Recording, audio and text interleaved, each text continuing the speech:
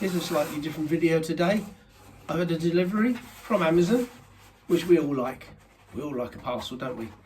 But this time, it's a new and cheap end of the market pinpointer. And we want to know, I want to know, whether these cheap pinpointers are really worth the time and the effort. The good thing about Amazon, of course, is if they're not worth the time and the effort, you can stick them in the post and back they go. But today, I'm looking at the Hasselbalch. It seems to be, certainly from my perspective, new on the market, and they have named it the HS1. So I'm wondering whether or not this is of any kind of comparison to current pinpointers. And I'm particularly going to compare it with the pinpointer that I use normally, which is another cheap value pinpointer, but it exactly does the job that I want it to do. So let's get comparing.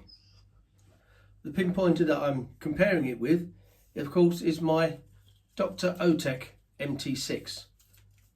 Now, I quite like this pinpointer and it does the job. There are a few things about it that I don't like, and the very main one, of course, is that it has a 9-volt battery, which means I have to be sure that that 9-volt battery is actually doing what it's supposed to do for my few hours out on the field. The other problem, of course, with the MT6 is that these little buttons are proud of the body, and because they're proud of the body, you can catch them, and I quite often catch them when I'm switching it off and putting it back in the holster, and it turns itself back on again, and that can be quite irritating. But other than that, it does the job that you expect it to do. It finds coins when you've already pinpointed with your metal detector. So let's have a look at the other detector and see how they compare. Okay, here we have the HS1 Hasselbalch, obviously designed to look like it's German. But if I have a closer look, you will see it says made in China. So we know it's not German, at least as far as the labelling is concerned. And it's imported by somebody in Cardiff. So we're having a little round the world trip with this pinpointer before we even start. So let's open it up and see just exactly what we get in the box. Obviously, we get a lovely manual. I'll see what that's worth later. And we get a lanyard with a little spring clip on it. And we also get what looks like a lovely velvet style carrying case. And I'm sure you wouldn't use that in the field, but it looks very good initially anyway, with the name on it. Let's take it out and have a look, see what we've got. Here we have a pinpointer. It's got a bit of decent weight to it, so you're not likely to think you're going to drop it while you're in the field. And it has a very small LCD screen and a little clip of some sort, a holder. That seems to work. I wonder what we can do with that. Must be some way of strapping that, I would think, to your pinpointer, from your pinpointer to your detector, or maybe even to the handle of your spade. That's a good idea. I don't know if it will be successful in the field, but we'll soon find out. Okay, it also comes with a charging cable, which is the C size. So that means, of course, we have an internal battery, and I'm quite impressed with that. I'm also not that impressed with the fact that it's come fully uncharged, so I'm going to have to charge it up, and then I'll get back to you and we'll see exactly what it does and how it performs. Now, for the purposes of starting this comparison, I'll use my Dr. Otek pinpointer first, and no problem turning these things on. Just tap the on button and it sets itself up. That's as simple as that. So they are simple to operate. And I'll start the pinpointer there, and I'll start off by testing a Victorian silver sixpence. It's quite worn, but her head is clear on there and it's definitely silver. So if I move that along until we get a signal, there we go. That's about 1.5 inches. And when you've already dug the hole with your detector, I find that quite satisfactory to give me an idea of whereabouts it is. Now I've got here a very worn but Roman coin of some description. Seems to be bronze, but we'll see what that does with it. Again, about 1.5 inches.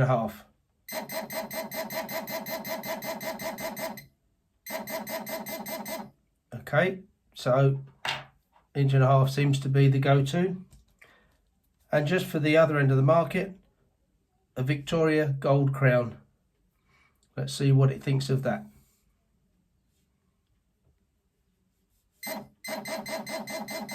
Again, about 1.5 inches. No, if it's flat on, we're getting a bit more. Yeah, that's coming in at about 2 3/4 inches. Well, for a detector that comes in at £49 with an LED display and vibration, I don't find that a bad sensing. The only problem I have with this, turn it off, you simply hold it and press it. The only problem with this particular detector, as I said before, are the raised buttons and the fact that it's a battery and it has a light which is on all the time. So that's not going to help the battery either. Although I do still find that a normal 9-volt battery with these does tend to last several digs. And I'm talking about perhaps 6 hours plus. I've never really had one that actually runs out before I take the chance of replacing it. Okay, now here we are back with a fully charged Hasselblad HS1. And to turn it on is a simple press of a button, but I have found that this particular one is not a simple jog it on. There is a slight pressure and it comes on, and then we have the display, and that is because I've got a ring on. So let's try it and compare what we have compared to the other one, which was my Dr. Otek MT6. Now we're starting on that line, and I'll start off with the Victoria silver sixpence, and we'll move it along and see what sort of sensitivity we get. Now that's interesting. Just past the 2-inch mark. Let's try the old Roman bronze coin.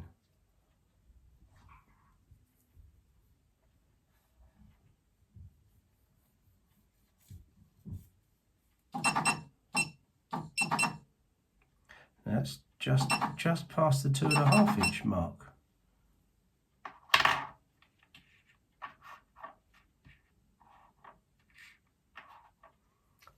There. Now, what about a gold coin? A Victorian gold sovereign.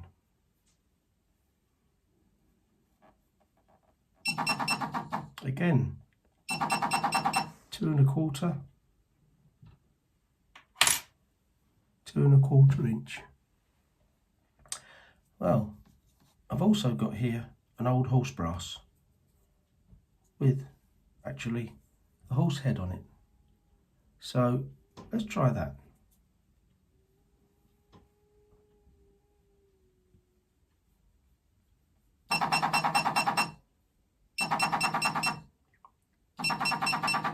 Again, 2.5.